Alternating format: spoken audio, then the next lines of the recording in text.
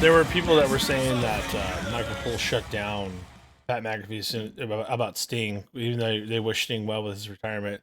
He started talking about the match. The match was amazing. He's like, "Whoa!" Michael Cole went out of his way to say it. Yeah, Mike Cole brought it up. Mike Cole's the one that brought it up. No, I understand that, and everyone said it should. It was a Brian Alvarez thing. I think I sent it to you guys. Oh God, of course. But as soon as Pat McAfee started talking about, "Oh, the match was excellent," he said that Michael Cole shut him down. Wrap it up. Yeah, wrap it up. So I don't know anything about that. Yeah, Ricky, wrap it up. True, that doesn't happen anywhere else. No good matches. Only on Bleacher Report. Yep, Sting. I guess we should talk Yeah, about man. that. He got a lot of that's awesome that WWE mentioned him. I think that's pretty cool and classy. It is. Especially Michael. I think that's true. I think that's a really big sign of a new regime. That's a sign of Triple H paying homage. That somebody else that would never he never would have done it. He's not ours. Fuck that guy. He left. You know, it's funny because I was actually watching today some of his old, the few times that he was in WWE. I'm like, other than Triple H beating him at Mania, which they protected Sting because it was a big old schmoz, but like they actually didn't treat him bad. He just didn't. It was cut short after Rollins.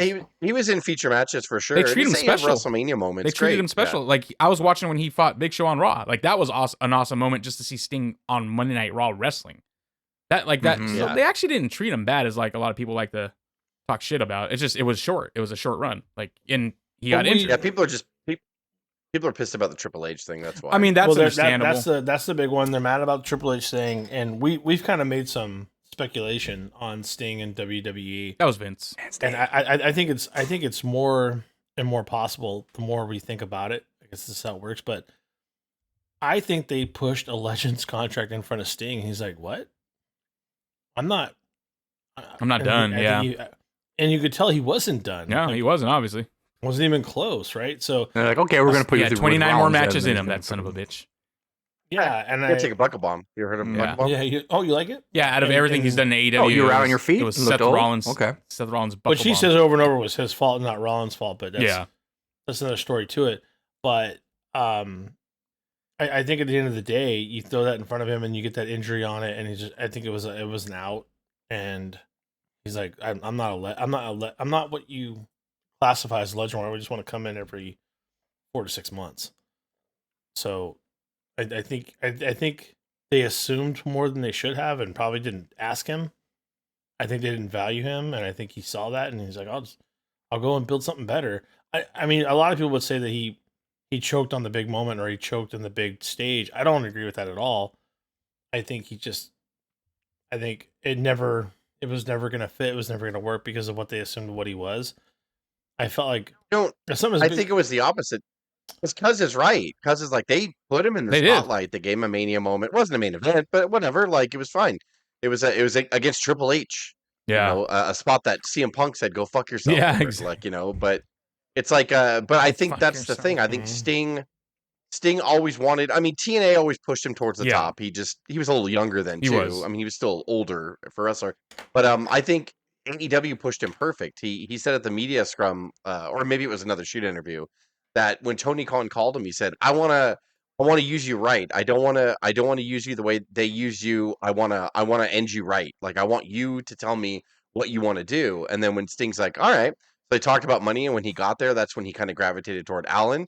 And then he ended up just being undefeated just because he would come and go. Yeah. And then he would do tag matches. And I don't think he did one singles match in AEW, which is when people were freaking out. Why is it tag match his last match? I'm like, he only wrestled tag matches the entire time that he was in AEW. And he liked that because he wasn't the focus. He was just, he got to come in, and then he's like, what if I jump off that? And of course, Darby's like, you should do that. And he was like, okay. Like, and then they started doing stuff with him like that. And now he became like Daredevil Sting. Yeah. Like all of his different names. I call the AEW Sting Daredevil Sting. Yeah. Like he started jumping off shit and all that. And like he liked that. I think he embraced, and I'm not speaking, I don't know him obviously, or I haven't, he told you. I think he called me. Oh, well, hang on. Let me get him on the phone. He's all, hey guys, Jess is right. But I think that Sting likes being in the background and being able to excel like that. Like, and that's the way he saw the end of his career. Because Tony Khan said, I just step back. Sting's been the one these last 3 years to say, yes, I'll do this. I want to do this.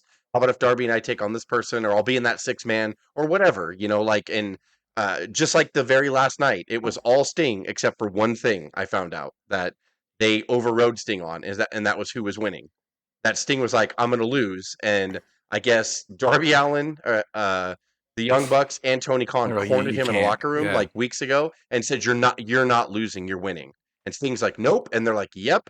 And then they're like, that's the only thing we're going to override you on. Everything else you get the way you want. So Sting's like, okay, like if you put it that way. So they all told him like, you're winning. That doesn't surprise me at all, because I talked about it for weeks. If Sting has his way, he was going to go out and lose, because that's the right thing to do, to pass it on to the next person. That was his first thing, was like, well, I'm gonna take the fall and I'm gonna go ahead and lose. And they're like, no way. Like, and so it's kind of, think of all the people, he's the most deserving of that kind of send off. Like, it's like, and I know your social media feed is kind of indicative of what you search for and all that stuff, but sure, of course you get the garbage people, a few days later just saying stupid shit about, and because people hate AEW and they like to shit on it. But everybody, like, it was overwhelming the 2 days after the event, how much positive things I was constantly seeing about Sting. It was, it was nothing bad about overwhelming. And people were posting videos, and one of the podcasts I listened to, they went there live, and he just said, like, between segments of the other matches, there wasn't even the Sting match yet, people were just screaming all night long, we love you, Sting. Pastor, we fucking love you, all the time. It never stopped.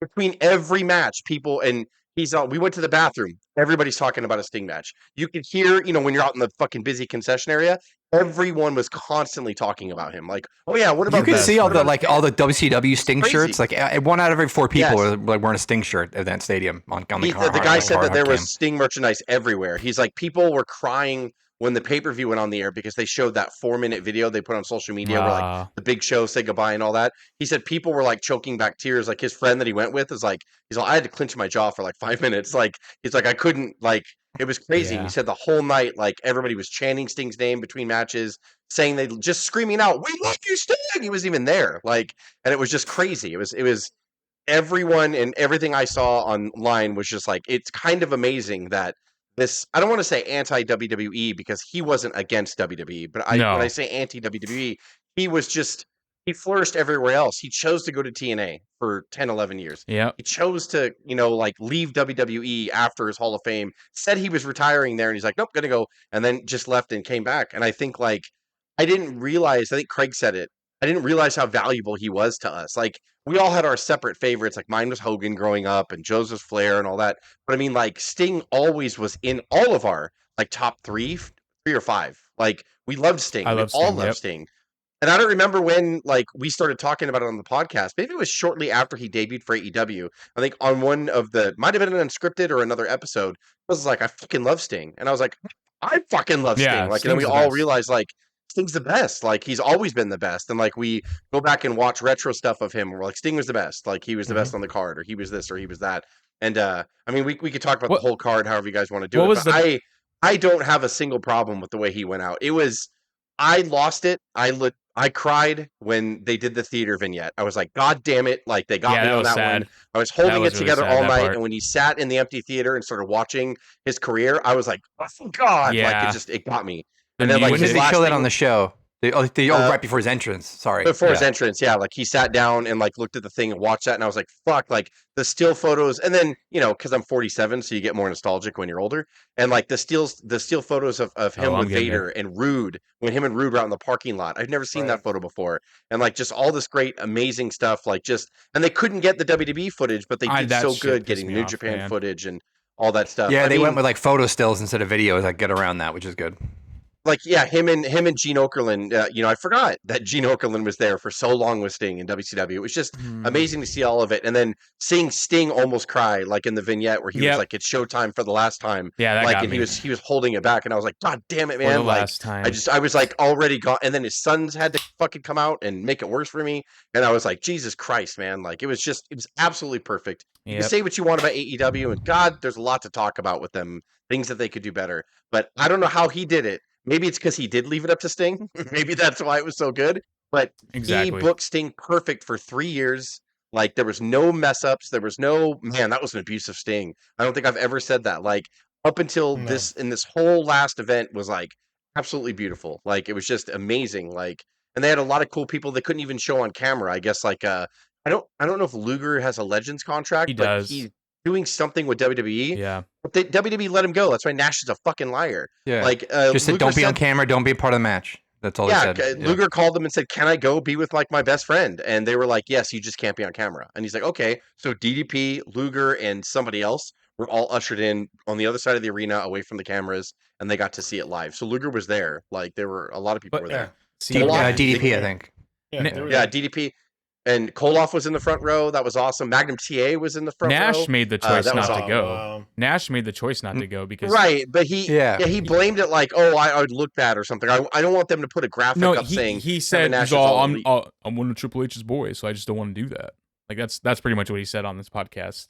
Probably it's just stupid to say. I know, it's like so Sting dumb. asked him to go and said he had a that's I just don't think they're that close, and that's fine. Probably.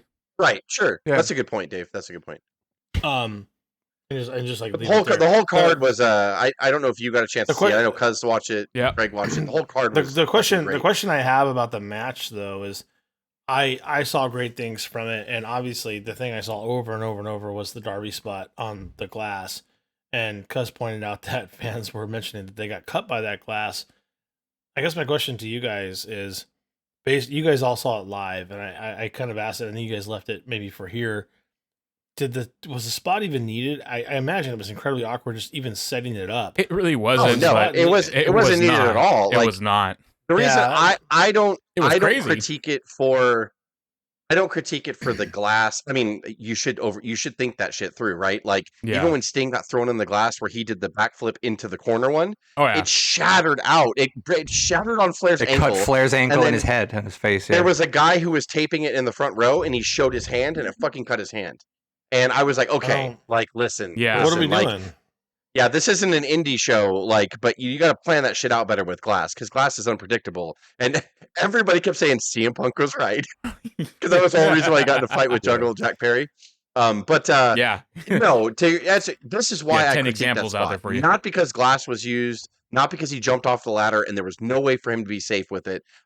He wanted to do that. Darby Allin's going to do that. I love him. God bless him for that. If you stop Foley and Abdul the Butcher and Bruiser Brody, I mean, we wouldn't have this subdivision. Like, so I'm fine with what he does, Darby Allin. Whatever he wants to do is fine. I like a lot of it. I don't like that spot because just for the same reason that Cuz and I groaned together when we were chatting on the thing about the blown fucking spot in the Tony Storm match, where he stood there with her in his arms and he waited for someone to jump on him. Or how many times have we seen a 6-man, they all get thrown on the outside of the ring and they all stand there and they waited. This is what the Young Bucks did. Now, the camera on the pay-per-view didn't catch it, but all the other camera angles that they put on AEW.com was like the Young Bucks were standing there waiting for him, and his brother was waiting to pull him away the entire time. 100%. Like they were both standing, and then Darby jumped. When you actually see it in live time, Darby saw them move and jumped anyway. Yeah, and so it was like that. That's what I'm saying. That is why I don't like that spot. Stupid. I don't dislike the spot because I don't think it should have been glass. Yeah. I think Darby Allin should do whatever Tony Khan lets him do. Like that's fine. Darby Allin he insisted on it. Like all weeks, he was like, "I'm jumping off the thing. I'm jumping off the thing on the glass." Thing's like, "Fine, fuck, jump off the glass. I don't care." Like, and he's done that spot before without the glass, just on the chairs. And Sports Illustrated had an article where it was saying, maybe it was a reaction to how dangerous it was or whatever, but they were saying they had a stunt coordinator on site to actually show properly how to do it and where to put like the stuff. And the glass that they use, the tempered glass, is actually, it does shallow cuts. So while his back immediately started bleeding quickly, it was short. Like it was not deep. The 12 stitches came from. I understand his side where he cut. That big. I understand all of that. But crazy, dude. That was. But the crowd's getting cut. I mean, it opens you up to too much I disagree with it for that. I don't know how you couldn't have seen that happening. I don't know how you couldn't have at least before the arena opened, put a glass in the corner and throw something at it to watch how it shatters. I don't know how you don't do that. Like if they did hire someone to come in there and show him how to fall, like how in the world does somebody not go, that glass is going to go fucking everywhere? And their barricades are open, right? They're not solid like no. Well, They're covered now. They used to be open, but they're covered now. It's almost like the Darby bump is the one that didn't get in the crowd. It was the Sting one because the Sting glass was in the turnbuckle. So when he went back first in it went diagonally out. Maybe that's where it happened. It was on the Sting. It was Sting's version. Oh no, Dave, it was a Darby too. Dave, it was a Darby too because on the hard cam you saw like a woman go shit like it just showered all over him like it. I mean, unless I lost my sight, it came up over the guardrails. What you're saying?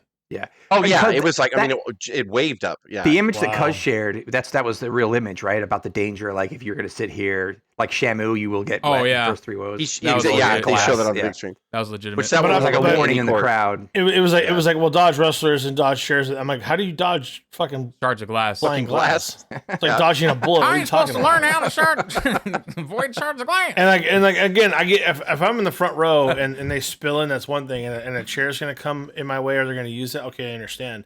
But I would be mad if like all of a sudden they bring out a huge fucking sheet of glass and it cuts me and my kids. Like, some people say they're trained to avoid glass. Nah. Baby's first PLE. How imagine they're holding a baby out there. That's what I think they need to be a little bit more cognizant of what the fuck they're doing. But that's my only beef I have with AEW at the moment. I don't have shit. I don't like the no nonsense. Yeah, no, I disagree with that. But it was a great site. That's not safe, and I think it didn't have to happen. But I critique it for the same, like what Cuz said too. Like you're just standing there waiting. It's like, dude, you're standing there waiting. It doesn't make sense. It's not like I was saying in the chats. I was just saying like I'd understand if they were fighting like 2 big monsters and they were desperate to do something crazy like that. But you're fighting 2 little young bucks, like. Yeah, so it wasn't necessary. It wasn't necessary. But then on top of it, it was a great spot. It was a great spot. He couldn't wait there. Like if you had a table, he could lay on the table and wait. But he couldn't lay on the glass, obviously, because it would break. So he was standing there, like selling like a video game, and he's holding a chair, literally waiting for his brother. He sees his brother, and he keeps looking over at his brother because the cue was his brother to pull him by the arm away. So they were all doing it. Darby's up there watching them like the entire time, and then he did the Sting chest, and then he jumped off and did it. Darby didn't even put him in front of it. It's just like he was just randomly standing there, no reason. Just randomly. And so that's he didn't why even I had position him there. Like, and I'm not, this was one aspect of the match that everyone's talking about. The rest of the match was really good. Sting took a fucking power bomb. Sting took a power bomb at 64 years old off the stage onto fucking tables down in the pit. Yep. That's insanity. Like on his final match, he could have been like, "Listen, I'm just gonna do a couple arm drags and I'm out." Yeah. Sting's like, "No, you can power bomb me on the table." Then they power bombed him in the ring, but that's when he did his Superman spot. The place lost their shit, like because he got put through the table and then he just stood up slow and he threw the table and he brushed himself off. And then he looked, and when the Young Bucks turned around, like the whole place went crazy. Like it was. And did you see the mock Flair? Do you see the mock Flair? The Flair Michaels. Oh, like, we hate you, or we're not sorry, and we hate you. We're not sorry, we hate you. And then they double kick Sting, and Sting like looked at him slow, and the place exploded again. So funny, dude. When he kept kicking out of their V trigger, oh my god! Like even I was like, okay, he's done here. And then every time he kept kicking out, oh my god, I was so in like that. That and then the final one, like when they got him with the good one that I thought was going to be it. Yeah, fucking kicks out on one, and like everyone fucking explodes. Like people were just insane. Like, Sting could do nothing wrong. Like he was a legit superhero the whole night. Like it was probably the best send off. I don't know if I've ever seen a better send off. And I think I know Michaels and Flair. Michaels and Flair was at Mania, and I get that. But like I don't know if I've seen a better one where he was just like, fuck it. Like, and he's 64 and he was like, I'll do all this shit. Just you want to throw me through a glass? Okay, just throw me through a glass. See what happens. Like, I think it's pretty crazy. Like what so there is hope. Like, it's going to be him and Taker at Mania and Texas Deathmatch. Come back. Oh god. I love it. It was just go crazy. Undertaker's on the ladder going through the glass. By the way, Bucks. The whole card was everyone gets showered. He's like, oh fuck it. For no reason, fucking Nick Jackson is standing in front of the glass. Yeah, I gotta ask a question. Did Meltzer grade it yet? I think he gave it 4.5 or something. Yeah, he gave it like 4.5 stars, Zach. Yeah, which I don't. The body of the match, I didn't even want to grade. I just watched Sting the whole time, and I was like, if Sting's happy, I'm happy. That's like what I thought in my head. And if Sting looked good, he gave Ospreay Takeshita 5.75, and I was like, well, that's silly. Don't have a 5-star thing. He's given Omega like a 6, so it's like it's so. You're telling me that 4.5. Well, speaking of that match too, that match like. I wanted it to stop because I was like, who's gonna? No one's gonna follow this. I was more concerned with the matches afterwards. So I'm like, you need to stop doing this. Like when that match started cooking, I was like, okay, it needs to end right now. It was one of the greatest matches I have ever seen in my life. Yep, exactly. I will agree. I will say that 100%. Like, he brainbustered him on the top rope. He's done it before, I think, and if you could find it, but I don't remember it vividly. And he fucking slipped and bruised the entire side of his thing. Like, I know people are like, that's shit's crazy. I'm like, hey man, it's wrestling today. Let them do it. They want to do this. Like, Craig, let them fucking do it.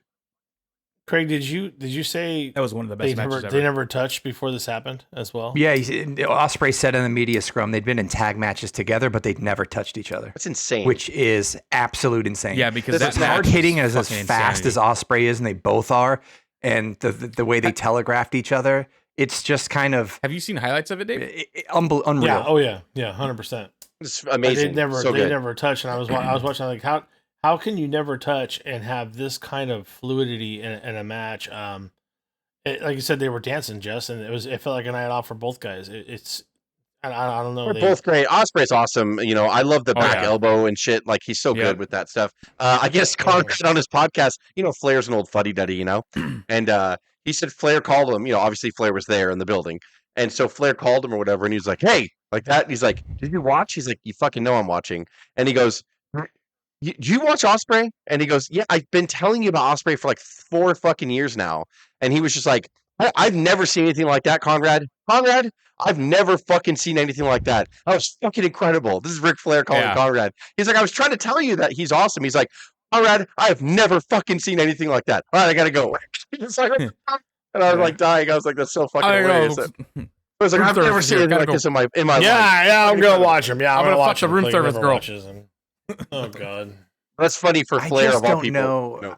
That's awesome though. I just don't know how you gimmick that brute. I'm not getting the boat out. So it's terrible, brother. How you gimmick that brutality? I do what he does in my boat in the water, from Dynamite. Like, it's so hard hitting and so strong style, but like, I don't understand how they're not killing each other. Well, he's got to, and I know also it's smoke and mirrors, but it's incredible. He's got to be booked also with people who could do that. That's the only reason why I worry about Okada and Ospreay. Like, in WWE they specialize in having you slow down a little bit. Let's develop your character more. Save the big moves for the PLEs and all that stuff. You don't need to fucking do that every week. In AEW, it's like New Japan. They could just do whatever they want. Like, so he has to be in there with someone. The second that he gets in there with I don't know, and I'm not trying to be a dick. Eddie Kingston, for example. Maybe he never faces Eddie Kingston. Eddie Kingston can't keep up with him. So Ospreay's got to noticeably slow down and noticeably do, so I worry about that when people start seeing him actually have to slow down because he's in a big feud with someone who has a good character, but not as good as him in the ring. I mean, that's also the mark of a great wrestler, but that's going to expose him. So I worry about him and Okada in that sense, because I'm like, the second somebody sees a normal match from them, they're going to be like, well, they just look like everybody else. And I'm like, kind of got to, like, after a while, but we'll see. Ospreay said in the scrum himself that like he kind of only knows. Yeah, Ospreay said he even knows he only does one style right now, and he's looking forward to show what he can do. Meaning, like, he knows he needs to kind of change to more of an American style. Like, people were complaining that it's like, okay, well, it's almost like no selling, but it's not. It's just fighting spirit. It's like, how do you take that powerbomb, get right up, and do a next sequence? It's like, that's just that fighting spirit. It's not no selling. It's just he may have gone to the wrong place for that. That's But he's a bona fide star. He's had 2 5-star matches in a row. You know what? He's going to be fine in AEW. He's going to lead that place, actually. It's going to be fantastic. Yep. That's what they needed. He's got his first T-shirt out, just says bro. I just don't see the American version of Okada coming from there. But it's okay. What they did with he's a heel. What they did with actually, they were smart with what they did with Okada. So I like what they did so far. Yeah, they put him with the Young Bucks so they can be his mouthpiece. I was like, that's perfect. He needs a mouthpiece. Yeah, that's perfect to do. Yeah.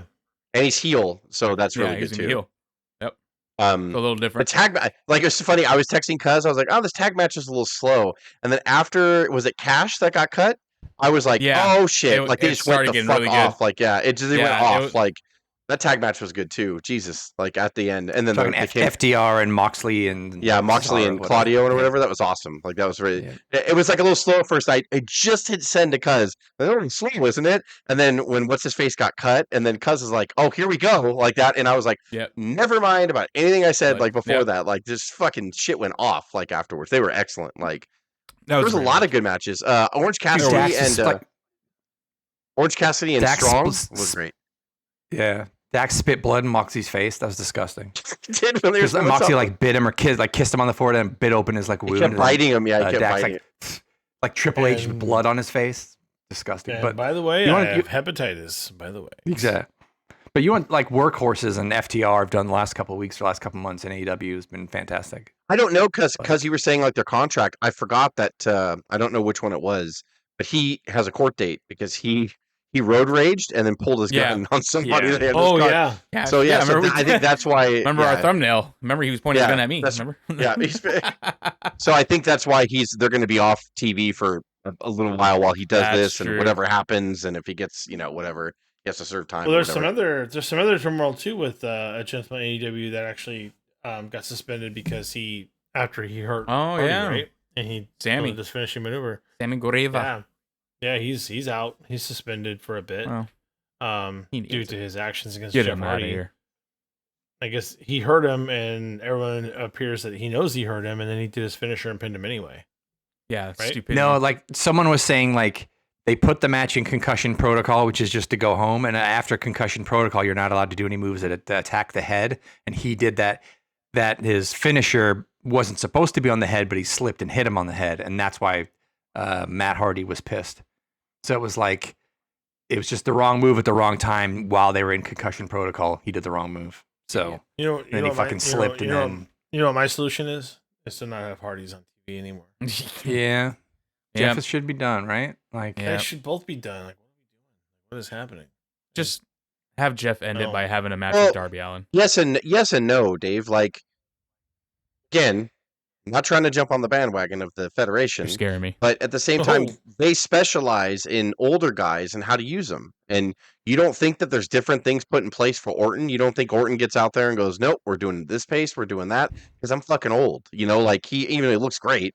Like, same thing. The older ones they're not protected in AEW. So if you expect Jeff Hardy to understand how to, or Matt for that matter, how to adjust when fucking Sammy is coming off, like, the rope, they're not going to get that message. They're not going to get that memo.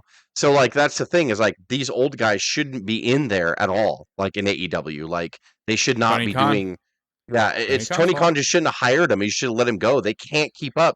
Now, if Tony Khan went out of his way to slow things down for them, that's fine. But they just obviously don't do that in AEW. They just go, okay, here's the shell of your match, and you guys do your thing. And then Sammy's like, well, I'm going to flip off shit and probably land both my knees in your fucking skull. He's like, all right. Like, they have to stop stuff like that. They have to go, is this dynamic? Should you be going to the top rope against Hardy? Is it really that important? It's fucking Rampage. What are we doing here? They need some, like, they need an adult, and they need somebody in there that's just going to be like, hey, don't jump on the couch. Like, you shouldn't jump on the couch. The whole thing is you're supposed to protect your opponent, I mean, so regardless of what style you want to wrestle. At the same time, Sting's jumping into tables off. Well, it's Sting's control. It's Sting's choice. Yeah. Sting knows how to do that. Safe. So and it's safe. Yeah, Sting's like, okay, you're gonna lay there, and I'm gonna jump on you. Great. I don't think Sting would be like, hey, can you fucking do a 450 splash and possibly land your knees on my 60-year-old body? Sting would never agree to that. So I'm just gonna say it this way, and you guys can jump all over me. But the difference is, like, when Sting gets hurt with the buckle bomb, he blames himself, right? When a Hardy gets hurt in the situation, he blames everybody else. If you can't figure it out, and you're a Hardy and you're of age too, he's our age or a little bit older, then maybe you shouldn't be there. If you can't figure out to tell Sammy Guerrero to be like, no, bro, we're not doing that. Yeah, call the spot off. Like when Sammy goes, I'm going to the top, be like, do not. Like, I'm going to move. You're a Hardy. Don't get pissed because things you worked out didn't work out for you because you got hurt. And if you can't handle that, then you shouldn't be there. And you're too old to be there because you can't get out of the fucking way and you can't make it work.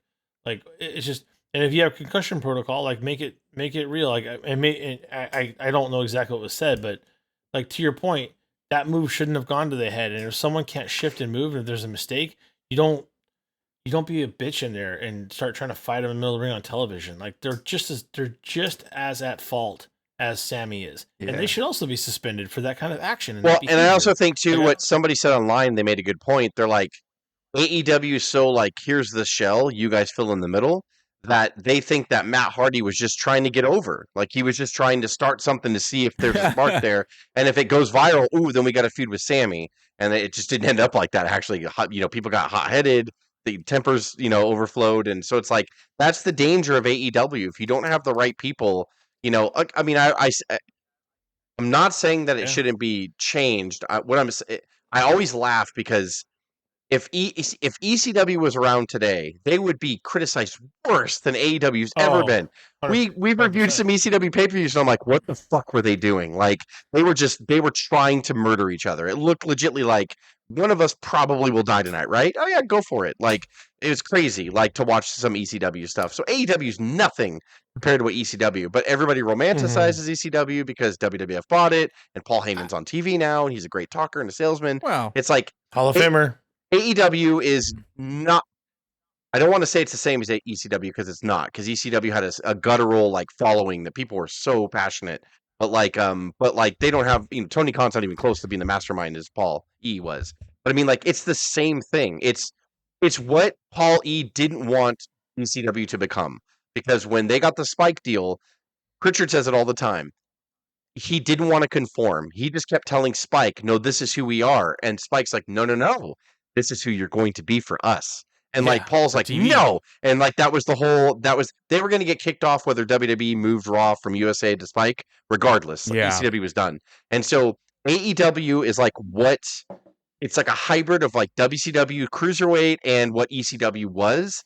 Tony Khan's just not strong enough to fucking. I believe in his soul, he sees what he sees as his little fan. He's a fan, but he doesn't know. He's not a genius like Paulie was. Like he needs someone there that can speak this message and tell this story. And this is our voice as a company. This is what we do.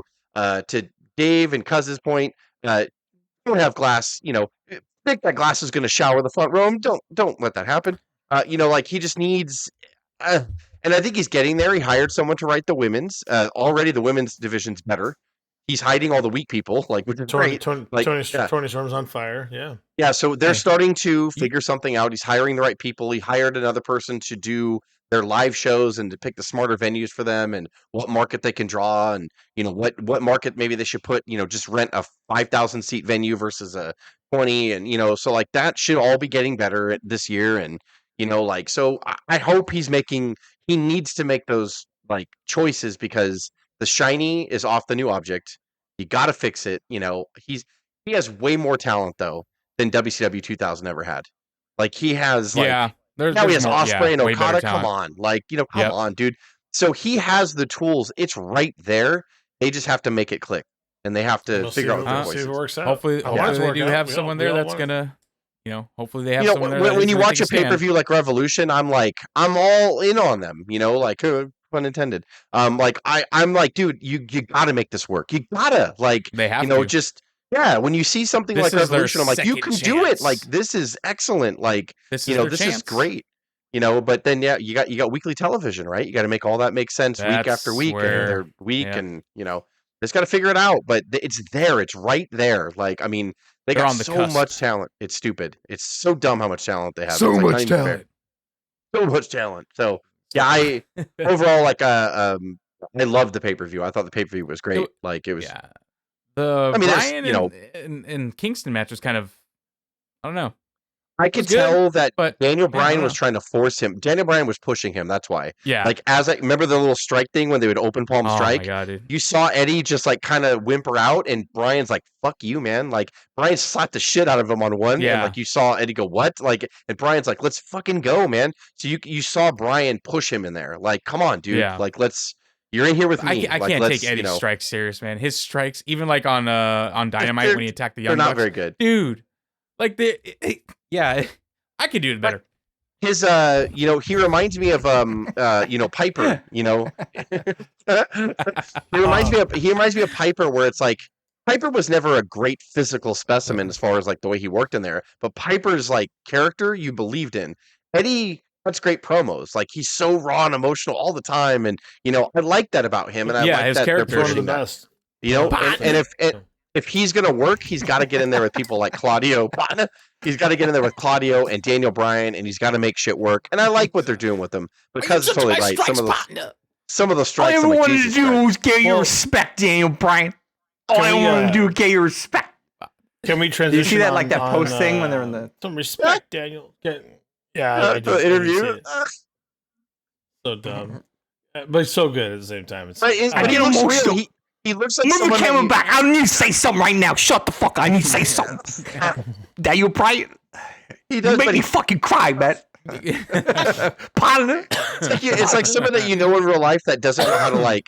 You know, they just erupt with their emotion, and then later they don't like look you in the eyes. They're like, "I just want to tell you, I'm sorry. I get emotional," and that's like every interview he does. But I feel like I've known that person at some point in my life where he's like, "Daniel, I'm sorry. I just want your respect," and Daniel's like, "You got my respect," and like, I'm still gonna be awkward from bad shops to good shops. I like to transition. Did you guys see Dom against our Intercontinental champion Gunther slapping the shit out of Gunther? He made Gunther bleed. I was very impressed with Dom once again. Yeah, it made him bleed. Dude, Dom's on fire, man. Yeah, Dom's absolutely on fire. Dom threw his gun at Pat McAfee. Pat McAfee was on the thing. He's like, you suck. And then Dom threw his gum at him. Like, yeah, he did. And then he's like, okay. And like, he sat down. McAfee said, he's all right. I'm loving the fact that Dom comes in now and just gives a bicep flex every time. Oh, yeah, I love it. He's great. I'm like, oh, yeah, he's so fantastic. Good. God, he slapped the shit out of Gunther like 10 times. It just kept running from him in the ring, and finally Gunther got a hold of him and slapped him so hard. Like I think he broke his attire off. He did. Like it snapped off, and his chest started to bleed from there. Obviously Gunther won the match. It was but it was fantastic. And then I think I sent you guys a little thing too where I don't think it got on TV, but. Mommy's consoling him. He's like, I just wanted to impress you, Mommy. And she's like, what are you doing? Get out of here. He's like, yeah, go give me some chicken tendies. Yeah, go give me some chicken tendies because they talk about Mommy said that to Dom? No, Dom told the cameraman to get me some chicken tendies as Mommy was consoling him. And on top of that, Dominic got married to his high school sweetheart this weekend. And they booed him. They booed the shit out of him. They booed him at his own wedding, which was fucking great. It's paying Judgment homage Day to was someone there. that's so young. I think, I don't think we talk about it every week, but I'm not sure if we understand what's happening with Dom over this time, and I hope it continues for 20 more years. But the guy just gets it, man. I mean, if heaven forbid if he actually puts on a physique and continues this trend of the workload he can put in, the amount of nights per year he wrestles with the character that he's already developed, I'm scared and excited for it all at the same time. I don't know. I think we're seeing something really special and we just don't know it yet, if that makes any sense at all. Dude, Dom's impressive. I love him. Yeah, dude. Love the greatest guy. heel. Greatest heel. Greatest WrestleMania entrance ever. Oh yeah, dude, that I still love that WrestleMania entrance. I'm telling you, I don't. There's no, you awesome. cannot. But what about when the dead people were doing this when the Undertaker walked down? That was also cool. But Dom has still like Rusev has a good one too. Buddy? Like those? Yeah, like because a lot of people cite that or no, they did. I don't remember who he fought, but when he walked down, they had arms like they were coming up from hell and they had dry ice. And you just they must have had fucking 100 extras on the side of the aisles, and their hands were grabbing Undertaker as he walked. It is like, a cool down one. the aisle. It was awesome. I just remember I remember Taz going, he's floating. He's floating. He's floating on something. It's on some sort of platform or something. What do you think about this, Eddie Kingston? Well, partner, I think Taker's floating too. You know? They both commentate. Michael, what the fuck is doing here? They should do that. They should do that. By the way, Taz is Eddie Kingston. Kingston should. That's a good point, because but they're both dumbfounded, like they both feed off each other, like he's not walking. I don't tell him how to walk. I don't know how he's doing it. And Paul's just like, God damn it. Kingston's an injury from where he's going to be great, and it's going to be commentated. I think if you put that, him in a commentary I think he'd be funny. Wow. He has Taz-esque qualities for sure. He might be better. He might be better. Like he was just talking about himself. Right. Just gotta get him off of that and onto. I've always liked Taz's commentary. Like I loved him in the Smackdown days. They were great. Like they were so funny. They worked really well together. It's like it's an ominous entrance. Everybody else shut up, and then like in the middle, he's like, "Holy, he's not. He's floating." It's like fucking. And Cole's like, "Shut the fuck." You know, if it's like, "Shut up," like on the headset, like, "Shut up." He's floating. Partner, I think he's floating. Partner. Oh man, fucking Taz. Yeah, but that was a fuck. Sometimes my depression makes me feel like I'm floating, Tony Schiavone. Have you ever felt like sometimes people don't love you, so you float? Shivani. Okay. All right. Okay. If we're gonna do impressions, I have to ask Jess to do the Ric Flair impression of him selling Cialis and Viagra in 6 seconds. What is that from, by the way? Before we start that, what was that ad from? It's an ad. It's just like it's one of the bullshit things that someone probably gave him $50 to do, and like he's just like, I'll tell you right now, if you want it, and then it cuts to, I don't know if it's his hand or not, but it's an old hand with liver spots on it, and it's pointing, you want this for this price? And it's just a hand on like a chart. And he's like, you get it now. You want this for 80 cents and Cialis for 16 cents? Yeah, he's holding a Dave Meltzer microphone, too. He's just like, push the button. He's like, you push the button and woo! Are we sure it's not AI Flair? Is it real Flair? No, it's real Flair. It's real Flair. He's reading from a phone the whole time. He's reading the script from a phone the entire time. The best. God. Hey, Rick, we'll give you $100 if you hype our thing. Okay, like whatever app like we're working on, just... Here's $100. He's like, so what do I do? You need to Venmo me. Tune in to All Wrestling Unscripted Cast. And I'm like, that's not exactly okay. That's fine. We got him for $100 though. What about the newer Hall of Fame entrance? What there's US Express, Bull Nakano. Okay, so the US getting Express. Older. However, that fucking made me cry. Goddamn fucking IRS. It's overdue. Well, I mean, everything's been through this year as well. And it's when Triple H told him like he was going to the Hall of Fame, like he just fucking lost it. I was like, God damn it, like, so that was really cool. So Wyndham's going in twice because Wyndham's been in with the Horseman already. Mm-hmm. Wyndham's awesome. That's fun. I mean, has IRS not gone in already? No, he hasn't. Like, so Mike Rotundo's going in as just Mike Rotundo with the US Express, which I mean, you know, they weren't like a major part of WWE history, but they were tag team champions for a while. And I guess they were on the first Mania. So it was like a 40-year anniversary of them being on, which I didn't realize. Yeah, I forgot they lost to Sheik and Nikolai. Because of the cane, because Freddie Blassie's dirty fucking cane. Whoa. Fucking dirty cheater. But no, that's really cool. And then Paul Heyman. Gee, that speech is going to be an hour, and it's going to be a masterpiece. And everyone's asking who's going to induct it because it can't be Brock. You think it's going to be Punk? I don't think that's so. a good. Well, I mean, solid. He's the modern. Yeah, I mean, he's maybe. Who else would they? Probably Undertaker. Do it because Undertaker and him started together almost. Some people think it'll be Roman just to keep the bloodline thing going. That would be cool. I don't. Tommy Dreamer. Well, Tommy. Yeah, that's another one I could see. I would like for like him maybe RVD, Dreamer, and Bubba to put him in because they were like they were like the ECW mainstay. But I don't know. I think WWE will get a bigger name to do it. No offense against any of those three, but I think that Punk is. I think that's going to be the one. Yeah. I don't know. I could see it being Taker though. It's Brock. Brock fucking bullies his way on the stage and just does it. He's like, I'm going to be your nucky. I don't fucking care. I'm not guilty. I think they're gonna shut up, Hunter. I don't know what to say. Or I'll have Stephanie pee in front of me. Shut up, Hunter. I'm just gonna say they're gonna bring Mass Transit back from the dead too. He's still got like all these stitches like down his face. And then New Jack just falls from the sky and just bleeding. So for the folks at home, Mass Transit was a. He's all you can't escape me, boy. I'm going. Mass Transit was a prelim in ECW that got showed up at the arena with a like a bus driver uniform, and he lied was told about that he could wrestle, and he was trained, and he lied about his age, and he was put in the ring against the New Jack, and he got cut, and he said, "New Jack, could you cut me? I don't know how to cut," and then he cut whatever the artery in the forehead, so he was bleeding more than any one man should ever have, and then he's passed away. He was laying on his back. He didn't pass away from that. He was laying on his. He was laying on his back, and it was still spewing up, like the blood was just. And whoever was his dad in the audience just kept yelling, "He's only 16! He's only 16!" And so he hits him with and New Jack could see that he's bleeding, or whatever, and hits him again. This is gravy. And he came off with a toaster, and then it's just spewing. An EMT is like pressing a towel on his head.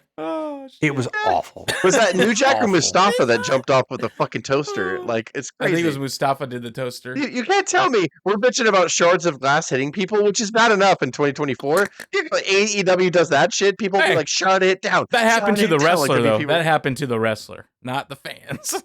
That's true. That's true. He was officially a pro wrestler at that point. But I mean, I'm just mean like the dangerous stuntness of it, the fucking craziness of it. Like, I mean, everyone, all ECW people will also criticize New Jack for being stupid on that shit. Yeah, he was insane. The stuff he's done. Yeah. Mm-hmm. So no, they hold him accountable too for that shit. That's crazy. It's fucking nice. Man, he was really mass transit for the Hall of Fame. Good job, David. And even like the still graphic is like blood is like mid like just spurting out, like even on mass transit's Hall of Fame induction picture.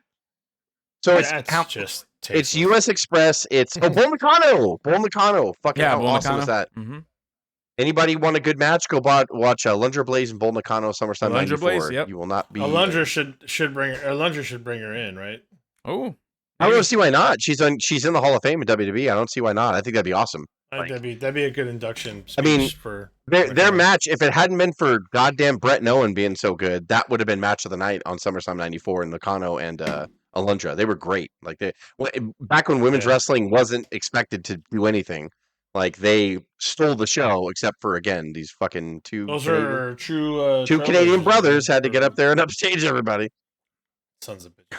How dare they? How dare they? Yeah, I don't know. We'll see. I feel like they're making the class smaller, and I think that's a good thing. So we'll see. If come up. Because I have things to say, and I'm gonna go longer. I know, it's like, He's and right now there's no one that's above Paulie to be the main event of the Hall of Fame, right? Better. No, he's the guy. Like it's gonna be good. I mean, I can't wait to hear his speech, dude. Fuck. I mean, he's great, like at what he does. So it's like, man, and he's gonna plug the bloodline while he's there. He's gonna build in applause, like pauses and shit like that. He's gonna be like, and then the only hard thing is, and then I wonder if they're gonna ask him. I wonder if they're gonna ask him not to bring up Brock Lesnar, and he'll bring it up anyway. It's gonna be a problem. We'll see how that goes. Oh, man. Oh yeah, I bet he does. There's no way he does not mention Brock Lesnar. EL was my protege. I have a friend from Minnesota. Free Brock Lesnar. A certain forward champion. That's what he's gonna say.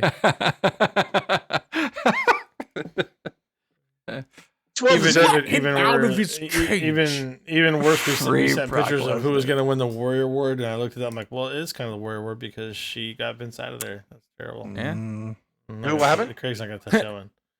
Oh, you didn't see what I did. I shouldn't have put it on there. It took me a second to figure out what that was. Who is going to win the Warrior Award this year? Sometimes it's someone way behind the scenes that we've never heard of. It's just someone in a lawsuit right now. No, not that one. God damn it! It's the one that Vince shitted on. Johnny Laurinaitis. That's what it's gonna be. Fucking funny. I just want to thank everybody for. I'm shocked. He's all. Jim wanted me to tell you this. Jim, thank my stepdaughters. Thank you, stepdaughters, Nikki and. Yeah. I don't think they're right? I thought they had already divorced. No, I don't think they talk to him anymore. So you're kind of a scumbag. You're creepy. Yeah, I don't think. Well, their mom is she? I don't know. Oh yeah, because the mom was in Total Divas too, wasn't she? Yeah. Mm-hmm. Yeah. Whenever there's a divorce coming his way, probably. We're out of here. You can look. It's like you did what? I don't know what the theme is. You did what? Can I see your phone, that's John? Exactly what it was. You can look, but you can't touch. It's so. I'd prefer you not to see my phone. I know that song. It was the worst. It's got to be the worst between theirs and AJ Lee's theme song. The most annoying. Oh. Yeah, I hit it up. La la la la la la. Oh my god, it was so fucking annoying. No, didn't you also hate? Don't you also hate Brie mode? Oh god. Oh yeah, that is actually. Wait, it's very audibly song? Very. It was just that. Like at the beginning, it's just like an electronic voice going. like the Daft Punk. Yeah. Like it just does that. Oh my god, but really like high pitched. Oh man. That needs to be an episode. Like that you play that in the city, it'll fucking turn everyone on each other. Speaking of, are you excited to see Mercedes Moné next week in Big Business? Not really, no. But she'll be there. She'll be there. Tony Storm. I'm always a fan of her, no matter what. So she's a good wrestler. I really like her. She's still my favorite. She's still one of my favorites. She's not worth all this shit. You'll find out. That the money. When you watch her wrestle and she either gets injured like in the first month or she botches everything, I'll be like, all right, like there we go. She might. I don't know if she can handle that. As just said earlier, that haphazard, like do whatever you want in there, call in the ring, whatever you want, like that that's style. That's why she went to Japan though. She did want to do that. Yep. And she got injured. And right away. Willow Nightingale for that was her fault. Fucking taking that fall like that from the top. Fall like that, and then she botched her finishing move on her debut.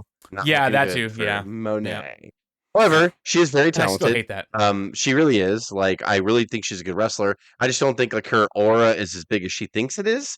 But I am proud of her for leaving the big corporation because I think that a lot of people do. Look at what Cody did. Look at, you know what I'm saying? Like, so I think this is a part of her journey. I think it'll be fun. Nick Nemeth is doing really good in New Japan. I mean, Dolph Ziggler. The writer and producer that Tony Khan hired to run the women's division is a close friend of Monet's. So, like, she knows how to write for women's wrestling. She wrote for WWE for a long time.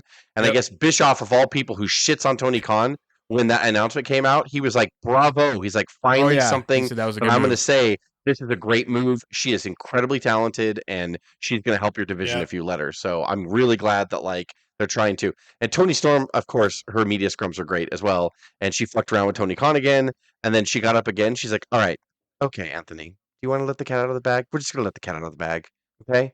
In a couple weeks, we know what's happening. I know who's coming to challenge me. And then she stood up again, and she's like, Wendy Richter, you fucking bitch. I'm going to fuck you up. Like, it's so great. She keeps doing it all the time. It's so funny. Like, she's great. Yeah. The rest of the women's That's awesome. was texting me, too. He's like, God, you know, what's so bad about this is these two women during the women's match on Revolution, like, he's like, they're heads and shoulders above everybody else. He's like, when you watch them, you're like, God damn, like, these two women are great wrestlers. Big and then difference. You just watch the rest of the division, and they're all of them are so far below those two. Like, it's not even close. It's not even close at all. So if Monet can bring any kind of stability, I want that. Their division is the fakest. Their division is the fakest looking wrestling I've ever seen. It's bad. Like, it really is bad. Yeah. But it really is. Don't make fun of my girl Sky Blue, though. Okay? That's my girl. She's not bad, actually. She's actually good. Kira Hogan, they're actually good. Like, they want to get in there. They need direction. They need Julia Hart. I like Julia Hart's progression. She's been really good. And so they need someone there. I hope this writer can get their arms around it and really make a good division and just get the fat out, like we don't need to see a bunch of bullshit matches on Dynamite and Collision. Just put those names on there and let them get better. Get your core. Do that, get rid of Aubrey Edwards and then fucking perfect. Oh my God. I know. So what was the moment when I knew you hated? What was it? It was a match and then Aubrey was right in the center of it. God, I forget that moment. I was like, "This is Cuz's worst." No, it was the women's match. She was like, "I'm so glad that she's not like doing something." Like he texted about it. I forgot what it was. Yeah, I forgot what it was. But no, I believe she's toned it down a little bit more. She's not as over the top. By the way, I also thought it was hilarious. Speaking of Craig asking us, "Do you guys want to see Cuz's head explode?" And he sent a video of AEW off the air.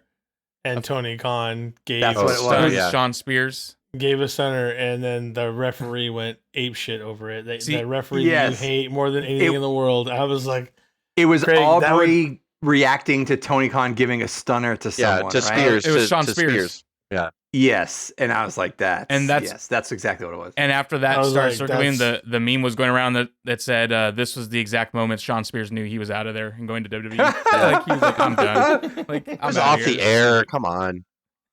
It was off the air. Right? I thought Craig's how many all that footage of Raw off the air of Austin rolling down the fucking ramp with the beer on the chair. Like, and all that, and then fucking Booker T trying to get Undertaker to do Spinaroonie and all that stuff. They fuck around all the time. Oh my God.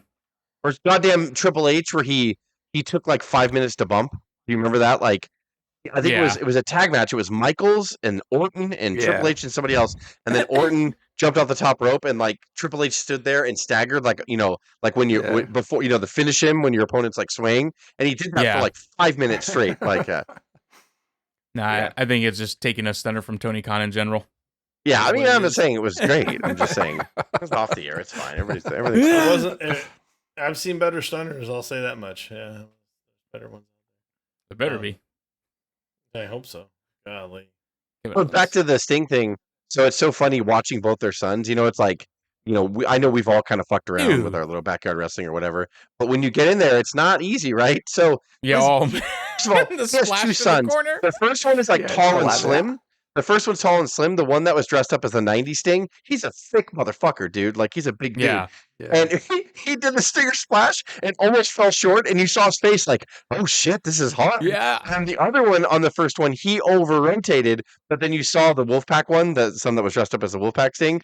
He corrected on the second one. He got major fucking air, dude. He did great. I guess he's a tight end, though, isn't he, for college or something like that? Or he was that's what he's a good football player. And then you saw Sting do it, and Sting has perfect form. And I'm like, dude, that first son was gassed on both those Stinger splashes. He was like, fuck, this is fucking hard. Like, the reverse shot of the crow Sting, he was like laughing and smiling in the middle. He's like, It's so funny. I agree with everything you both had said, except for the first part, Jess. The OWF was the greatest wrestling federation ever. I'm out of line. Ever again. Thank you for correcting me. I'm out of line. You're out of line. I know we did our little wrestling. No. The OWF was the greatest. What I mean is, like, it was hard. It was hard. You know, it's like we would practice moves and be like, "This shit's harder than it looks." You know, you watch the pros on TV and they're effortless with doing a drop or a body slam, and we had to practice to get the body slam. Yeah, right. just a drop kick or a standing kick. Yeah. It's like what we had to practice to get that shit right. Like, that's crazy. And I'm not saying we got it perfectly right either. I'm just saying, like, it's so hard. It's like when you're in that ring and you're jumping across. He saw his first son just almost shit his pants. He's like, "God damn it, dude! Like, this is tough, man." Yeah, I don't like doing this. I have to run and jump. So the greatest federation that ever existed. Excellent. And sports entertainment. Did you guys watch Smackdown tonight? I watched bits and pieces of it. I did. Cody slapped The Rock in the face. Yeah. That whole segment was so good. And they confirmed it's the tag match, of course. We all knew. There was people were betting on how long the segment was going to be. Because they were in Texas and fucking Rock pulls up in a pickup truck. Like, not a modern pickup truck. He pulled up in like a 70s pickup truck and gets out and puts a cowboy hat on and drinks a beer and throws it behind him and like walks. At first I thought I was like, teasing that Austin's going to do something for Mania. Like, would Austin maybe be the special rep or something? Like, I was like, wow, but they didn't like make any Austin comments or anything at all. Like, that's hard times, Cody Rhodes, man. That's hard times. You know, but yeah, it was so fucking funny. Like, it was a great segment though. The way it ended, it was a really good segment. Nice. Yeah, and they confirmed the match. I can't wait to watch it. Hulu gives me the goods. Yeah, we're like on the beginning stages now. I mean, we're on the March to Mania since Royal Rumble, but this is it, man. What? It's April 6th? I believe 6th so. And yeah, 7th? Yeah, 6th and 7th. So we are a month away. Can't wait to watch Roman Reigns. Less than a month. 3 weeks. It's happening. I don't know, man. It's happening. They'll kill Cody if they do it, man. But not saying are wrong. But I've been reading some stuff too. I've been reading some stuff online too. Like, you know, that Seth's probably going to turn on him because you think all the people that are in there right now, Seth has the most reason to turn on him and hate him. He beat Seth every time. Yep. And then when he finally went out to Cody and just said, "I'm begging you, choose my title and make it the most important belt because I've worked so hard." And Cody's like, "Not so much." Like, so I mean, again, when a good heel, right, has a shred of truth, like Macho Man, he over-exaggerated it and he was super jealous, but he was right. Hogan was a little out of line sometimes. Hogan shouldn't have been doing that. Hey, that's enough. But Macho just blew it up, and it's the way Macho handled it where he turned heel. Like, Seth Rollins could easily turn against Cody and cost Cody the world title and just be like, you had a choice. You had a chance to be with the fucking real world champion, the guy who shows up every week or whatever, and I had a score to settle with you because I've never beaten you. Like, I gave you my belt. I was saying, here, let's put this fucking belt on the line. Let's do it. And you fucking shit on me. Like, you know, to end your story. That would be that's easy for Seth to roll right into that. And the other part you got to think about too is The Rock threatening that he's going to do everything he can to make sure he loses his title too. Yeah. At WrestleMania. So now he's tied in. Yeah, exactly. He's tied in with so who knows? Like, you could be Drew could win the belt, and then Seth could. I think they're already planning for the long run of Cody not winning because Rock was mentioning how, or Rock and Roman both, they're playing as long as we have the title, you'll never have another shot at it again. So there's going to be something there. I think that's how I know that's how they're going to go is that might be the only way that they can keep Cody relevant is if it's a complete out of nowhere where you're like, God damn it, Seth. Like, if you hate the person that costs him the shot, then Cody can keep the heat. But if Roman just beats him because another Bloodline member debuts, it's like, I'd don't do that. Like, I want something out of left field. It's weird. And now Cody's calling Seth his friend and all that stuff. And I'm like, no. Like, yeah, I like what they're doing. And I love that Drew keeps fucking goading fucking Punk. So obviously they're going to feud when he comes back. So that's why I think that Drew's going to win the title and then Punk's going to come back and challenge him when he gets back. Like, because he keeps fucking with Punk. It's great. It's really great. Because you know what they're going to do? Drew is gonna beat Seth because maybe Bloodline's gonna interfere or whatever. Please. And Seth's reasoning is gonna be because Cody didn't come out and help me. Yes, that's why I'm thinking like it's gonna happen. Like you had every chance. It could have been you and me, and we could have left the Bloodline alone, and they could have done what they wanted to do, and you and I could have stole the show for WrestleMania. But you chose not to. You chose to finish your story. Like it's such a easily made feud, and Seth could turn on him and go away for a while to heal his injury or to keep. But I guess he's cleared. He's going to be clear. Or he is cleared already. I think he said. I think he announced last week or this week that he's cleared to get back. He's cleared. He's cleared from the knee, and he's been wrestling with the back anyway. Yeah. Rock posted a video today. He's all, from the bottom of my heart, Cody, as a man, fuck your story. I love it. I love it. He's all, fuck your story. Him and Seth were good on the mic tonight too. Rock and Seth. Dude, Rock is fucking... Rock is the best, man. He's enjoying himself. He's having a lot of fun being the bad guy. How it should be. There's another one going viral because Kevin Kelly got fired from AEW for whatever odd reason, and nobody could figure out why. And when he was with he got fired from Collision. I don't know what happened. Like something happened or whatever. Yeah, it broke like yesterday or today, and he's gone. Wow. So there was a viral thing of The Rock. The Rock was a face. He was champion. I think it was 99. And Kevin Kelly was interviewing him. He's like, shut up. And he gets in front of the camera where you just see The Rock's back. He's like, shut your mouth, open your mouth. And like, that's all you hear. And he's like, I guess he was wrestling Chris Benoit. And he's like, anybody can be Chris Benoit. Anybody. Right, Kevin Kelly? And then when he turns back around, he's like, smile, you idiot. And then he smiled and Rock took a marker and colored his teeth. So Benoit had missing tooth. He's like, see? Chris Benoit. It's Chris Benoit. He's like, shut up, Kevin Kelly. Shut. And every time Kevin Kelly would say something, he's like, shut up. Don't say anything. It's so fucking funny. Like, The Rock is the best. Like, he's just the best when he's on fire. When his back, when you just see his back or whatever, he's like, shut up. He's like, open your mouth. Open your mouth and shove it in there. Like, it's so fucking funny. Yeah. Like, good. Rock is awesome. Especially helicopter Rock. I need it. I want an actual helicopter to fly him in at WrestleMania. I mean, that might actually happen. That might actually happen. Please. Ding, ding, ding, ding. I mean, 10,000 could die of a crash in the crowd. But that's fine. AEW wasn't. They don't care if glass kills you, so if a helicopter kills you. I know. Imagine if the people see that on the screen before the show starts, and they're like, "Wait, what? What do you mean helicopter blades? It's like super specific. Helicopter blades. If the Rock's helicopter crashes, it's at your own risk. Like, and it crashes. What do you mean about helicopter? Aerial elements will be in play at WrestleMania. This has got to be a joke, right? Like, by sitting in your $400 seat, you refuse all rights to. Yeah. It's got to be a joke, right? He's not really going to come in a helicopter. Yeah. I mean, surely it's not going to crash. They got pros for this, right? I did my hair and stuff. It's all the Peter Copter. Not Peter Copter. It was great. It's a great revolution. He's a great wrestler. My chicken buffalo chips are great. Everything's great. SmackDown was great. NXT was great. Raw was great. Everything's great. Oh, great. Everything's great. Well, Buffalo. And we'll see you at the matches. See you at the matches. As Craig would say. Yeah, Will Ospreay, brother. Stop. Hulk Hogan could do that stuff in his sleep, brother. Matter of fact, brother, I do that when I put my boat in the water. All those moves that Will Ospreay does, nah, got nothing on me, brother.